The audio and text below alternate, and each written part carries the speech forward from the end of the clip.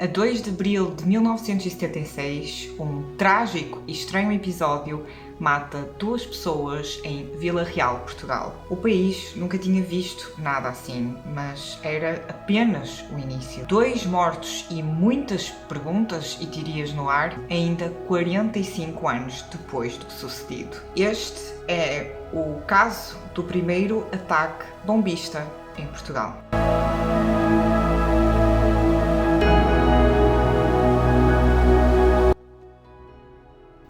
Olá e sejam de novo bem-vindos aqui ao meu canal. O meu nome é Madalena e depois de uma nova longa pausa decidi voltar a fazer vídeos aqui no YouTube. O incrível é que eu escolhi o pior dia possível, visto que está um temporal lá fora, por isso a luz pode não ser a melhor, por isso desde já peço desculpa. No entanto, vamos já passar para o caso de hoje.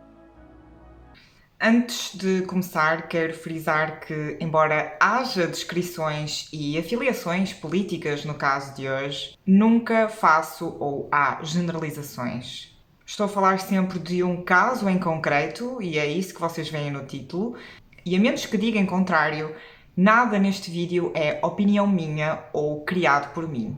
Tive bastante hate no meu vídeo anterior a falar sobre o assassinato do chefe partidário José Carvalho, quando simplesmente me limitei a contar um episódio da história de Portugal. Como vocês já deviam saber, eu não sou jornalista, ou seja, não tenho acesso a informação privilegiada e tudo o que falo aqui no YouTube e nos meus vídeos é resultado de uma pesquisa de informação que ainda hoje está ativa e disponível a todos na internet. E as fontes eu coloco-as sempre debaixo dos meus vídeos na caixa de descrição.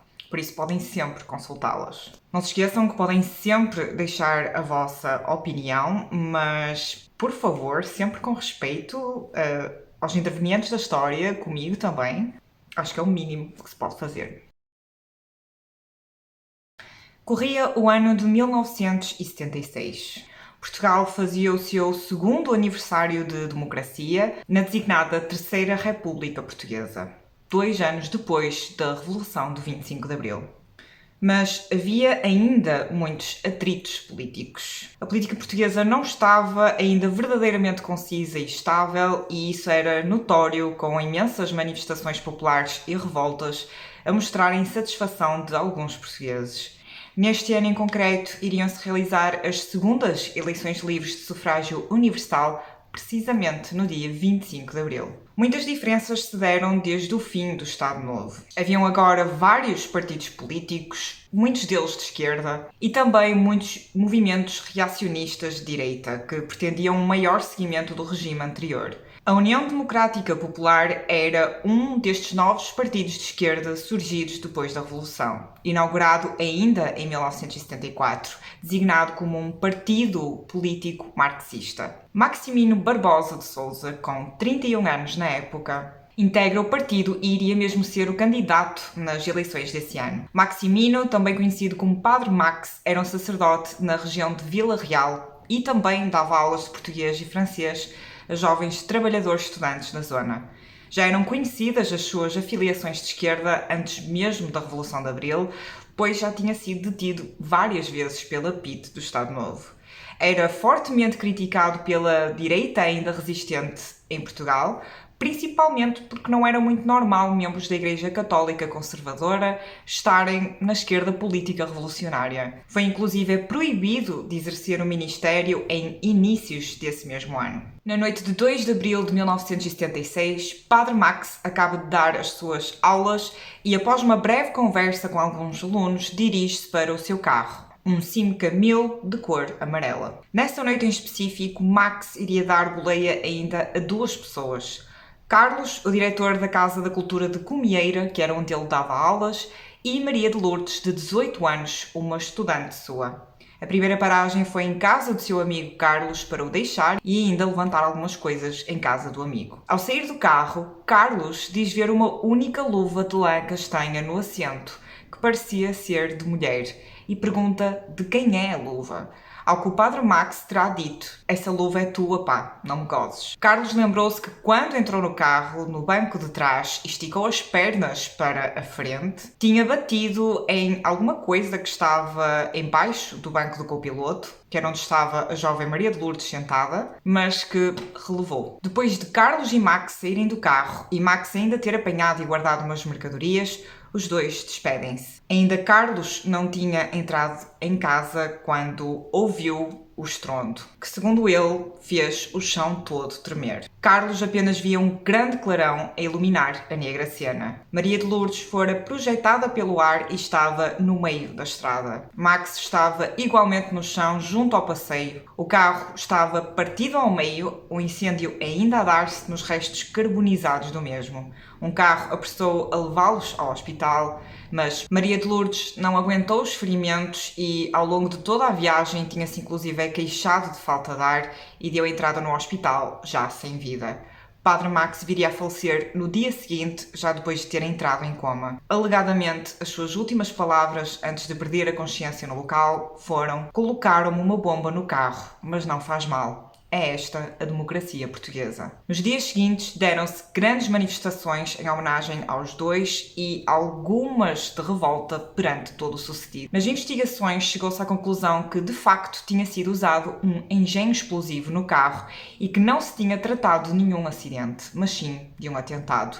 A explosão foi resultado de uma carga de trotil, também conhecido como TNT, acionado por um sistema de relógio. Os principais suspeitos de plantar a bomba no carro foram sempre os membros da MDLP, também conhecido como Movimento Democrático pela Libertação de Portugal. O MDLP foi criado em 1975 e era uma associação com filiações militares e políticas. Teve um papel fulcral na tentativa de golpe de Estado de 25 de novembro de 75 e viria a findar no ano seguinte. Muitos membros da direita portuguesa, depois do 25 de abril, deslocaram-se para a Espanha, que ainda estava a viver na ditadura de Franco, e diz-se que desde aí é que foi criado o MDLP. O seu líder e nome mais conhecido de todo o movimento era o General Spínola, a liderar o movimento desde o seu exílio político pós-revolução no Brasil. Já tinham acontecido em Portugal alguns movimentos reacionários da direita portuguesa ligados ou não ao MDLP, como por exemplo assaltos, atos de vandalismo e destruição de algumas sedes de partidos comunistas de esquerda. Mas outras teorias do que sucedeu ao padre Max e à jovem Maria de Lourdes naquela noite surgiram também durante as investigações, nomeadamente tratar-se de um crime passional, já que aparentemente Carlos, o terceiro passageiro daquela noite de Max, estaria de romance com a estudante Maria de Lourdes, do qual ela tinha pedido um tempo. Alegadamente a jovem ainda estaria grávida de 3 meses.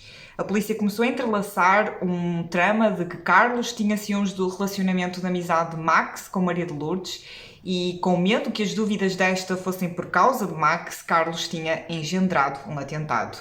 No entanto, não havia nada que ligasse Carlos a bombas, nem ninguém alguma vez tinha visto algo suspeito no comportamento dele com o padre Max, os dois sendo sempre super amigos e sempre na brincadeira. Uma coisa era certa neste caso: o padre Max era a vítima principal deste atentado. Era um homem extremamente odiado e ameaçado. Meses antes já tinha recebido várias cartas anónimas a ameaçá-lo de morte, assim como papéis afixados no seu carro a dizer o mesmo e até fósforos acesos na fechadura do carro como um aviso. Entre os seus inimigos estavam alguns membros da Igreja Católica, assim como alguma população da zona de Vila Real, ligada ainda à ideologia de direita, nomeadamente pais de alguns alunos seus que o chegaram a confrontar fisicamente por andar a espalhar a ideologia de esquerda aos seus alunos. Amigos próximos de Max dizendo que ele ironizava que qualquer dia lhe plantariam uma bomba no carro, mas acrescentando: não desisto e se morrer é por uma causa justa. Alguns dos seus amigos mais próximos dizendo que Max dizia com frequência que nunca chegaria à idade de Cristo, ou seja, 33 anos. Max morreu naquela noite com 32 anos. Por isso mesmo, muitos diziam que Max começou a ser extremamente paranoico em relação a tudo, mas principalmente com o seu carro, alegadamente sempre verificando tudo antes de seguir nele. Infelizmente, a porta do lado do copiloto estava estragada e constantemente trancada e bloqueada, e terá sido por isso que não verificou esse lado do carro nessa noite. Durante as investigações, vários membros da polícia admitiam que se sentiam pressionados, dizendo que era quase trabalhar com uma faca apontada às costas. Membros policiais foram apanhados em comportamentos intimidatórios e outros a dizerem que seria melhor que a PIDE nunca tivesse acabado. Este caso, para terem uma noção, é um dos mais longos em Portugal. A decisão saindo apenas em 1999. 23 anos de uma investigação que, no fundo, não deu em nada. Sendo que o MDLP foi condenado enquanto organização que planeou e financiou o atentado. Os alegados executantes foram absolvidos por falta de provas. O requerimento do Ministério Público, que envolvia 4 suspeitos, foi deixado completamente para trás. Os nomes eram Eduardo Melo, vigário-geral da Arquidiocese de Braga, era uma voz ativa da extrema-direita portuguesa, grande apoiante do Estado Novo e com ligações confirmadas ao MDLP.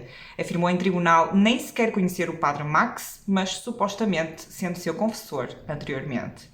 Membros da polícia dizem que Eduardo Melo por várias vezes consultou o processo da investigação da morte do padre Max, um processo a realizar-se, como sempre, em segredo de justiça, mas que ele consultou como bem quis. Outros eram também o tenente-coronel Canti Castro e os industriais Rui Castro Lopo e Joaquim Ferreira Torres. Os 4 inteiramente ligados ao designado movimento bombista de extrema-direita. No dia 22 do mesmo mês e ano, Efraín Rodríguez e Adriana Calleja, 2 funcionários diplomáticos cubanos, foram também assassinados a bomba na Embaixada de Cuba, em Lisboa. Uma bomba foi colocada na escadaria junto à porta de um dos apartamentos que ocupava a sede diplomática no 6º piso de um edifício na Avenida Fontes Pereira de Melo, em Lisboa. Adriana avisou os colegas para se retirarem enquanto voltou para dentro do edifício para tomar medidas quando a bomba explodiu. Também um jovem morre na sequência do rebentamento de um carro armadilhado junto à sede do PCP, na Avenida da Liberdade, em Lisboa. Em maio, também do mesmo ano, Rosinda Teixeira também morre de um atentado por uma bomba ter sido plantada em sua casa, em Santo Tirso. O seu marido tinha afiliações de esquerda. Deste último episódio é condenado Ramiro Moreira, um bombista de direita já conhecido das autoridades. É detido em agosto de 1976 e, segundo a PJ, este possuía na sua garagem um arsenal que daria para iniciar uma guerra civil. Ramiro foi condenado a 20 anos de prisão, mas fugiu para a Espanha e, graças a um indulto, ou seja, um perdão assinado por Mário Soares em dezembro de 91, tornou-se um homem livre. Em 2006, Francisco Louçã, ex-partidário do Bloco de Esquerda, fez duras críticas aos tribunais portugueses, acusando-os de silenciosos, negligentes e muitas vezes incompetentes durante o processo de julgamento de um assassinato, acusando-os de não quererem investigar e levar o processo às últimas consequências. Hoje em dia, Padre Max é o nome de uma rua em Vila Real como homenagem. Padre Max e Maria de Lourdes nunca tiveram justiça. De novo sublinho que o que há para retirar desta história não são as afiliações políticas, mas sim a injustiça que todos devemos concordar, em que neste vídeo falei de 6 mortes que saíram completamente impunes. Crime é crime, seja de que maneira for. São vidas que se perdem gratuitamente. Não há justificação possível. O que contei aqui é apenas o contexto e possíveis motivações dos mesmos, não a minha opinião pessoal, da qual me abstive até agora. E é este o vídeo de hoje. Não sei se vocês já conheciam este caso. Eu acho que já tinha ouvido falar dele assim no passado, principalmente porque Padre Max não é um nome de todo desconhecido. Provavelmente em algum tipo de documentário, uma notícia a marcar o aniversário da morte do Padre Max. No entanto, não sabia de todo as repercussões que tinha este caso, principalmente que era dos mais longos, se não mesmo o mais longo em Portugal. Um caso que aconteceu em 1976 e teve desfecho em 1999. Um desfecho que é, no mínimo, de novo, estranho, não é? Foi confirmado a ligação do MDLP, no entanto, ninguém foi condenado. não sei, é muito estranho quando temos casos deste género. Já falei também no caso da Gisberta, como ficou provado que ela morreu afogada naquele poço, pensaria-se que as pessoas que a atiraram para aquele poço seriam condenados como assassinos. No entanto, não. Foi mais ou menos qualquer coisa como a água do poço matou a Gisberta. E aqui o movimento, o MDLP, matou o Padre Max e Maria de Lourdes. Parece que ninguém esteve envolvido, parece que ninguém pôs lá a bomba no carro, a não ser o MDLP. Não sei. Eu não tinha visto isto até começar a editar, mas pelos vistos, na campa do Vigário-Geral da Arquidiocese de Braga, Eduardo Melo, estão grafitadas várias mensagens em relação ao assassinato do Padre Max e de Maria de Lourdes, sendo algumas assassino e perguntas do género quem matou o Padre Max e Maria de Lourdes, que estão constantemente a precisar de serem removidas porque são limpas e passado algum tempo alguém escreve de novo. Deixem nos comentários o que é que acharam deste caso, as vossas opiniões, sempre com respeito, por favor. Digam também nos comentários, preferem mais casos portugueses, preferem mais casos estrangeiros. Eu sei que os casos estrangeiros estão um bocadinho mais batidos. Quando falo de casos estrangeiros, falo daqueles que não são mais conhecidos. Não sei se gostam tanto, por isso deixem também as vossas preferências de histórias aqui para o canal. Se gostaram deste vídeo, não se esqueçam de dar o vosso like e subscrever ao canal, também ainda se não estiverem. Aproveito para agradecer a todos os novos inscritos e por hoje é tudo e vemo-nos no próximo. Bye!